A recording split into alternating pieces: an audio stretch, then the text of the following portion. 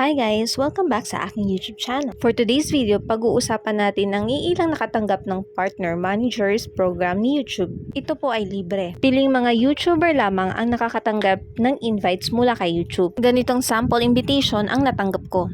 Ano nga bang support na makukuha natin dito? Accordingly, magkakaroon tayo ng free one-on-one with an expert kapag kailangan natin ng advice kung paano pataasin ang ating analytics. Pwede rin tayo makipag-collaborate sa ibang mga creators. Magkakaroon din tayo ng first-hand knowledge tungkol sa programa na ito. Tatalakayin dito kung paano mas mapapalago ang ating YouTube sa ating analytics. Bale, follow-up email na lang tong natanggap ko. Ang unang email na natanggap ko is November 4. Ganito ang lalabas, channel not eligible, kung sakali kayo ay hindi nga nakatanggap ng ganitong email at napasahan lamang ng link mula sa YouTube. Ganito naman ang lalabas kapag kayo ay eligible at nakatanggap talaga ng link na to mula mismo kay YouTube.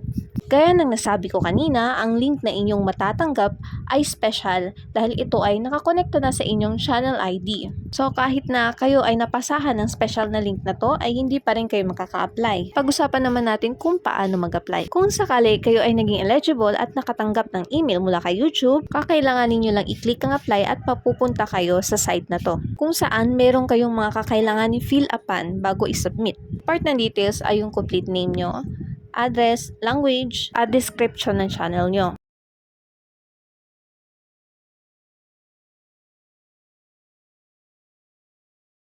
Kung kayo ay tapos na mag-fill up, kakailanganin nyo i-check ang box kung saan nakalagay na kayo ay kokontakin na ni YouTube para sa partner management opportunity. Review nyo ang details nyo, tapos click submit. Ayan, naka-apply na tayo at antayin na lang natin ang kanilang response by January next year. Kayo din po ba ay nakatanggap ng email na to? Ilang araw bago kayo mag-response o nag-isip-isip din ba kayo kung magandang idea ba ang mag-apply dito? Comment down below po kung ano po ang naging reaction nyo nung unang matanggap yung email na to. Ako kasi nung una kong natanggap to, nagdalawang isip ako mag-apply. Hindi ko alam kung magandang idea ba to o hindi. Since wala din ako nalaman na nakatanggap ng email na to, kaya nagtanong-tanong muna ako. Wala ring nakatanggap nito sa mga kakilala ko.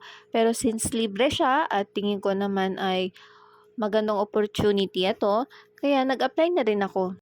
Nag-apply ako bago siya mag-expire kasi mga ilang araw na lang. Kita yun naman, November 27 yung last para makapag-apply ako. Nakapag-decide na ako nung pangalawang email na nila sa akin for application.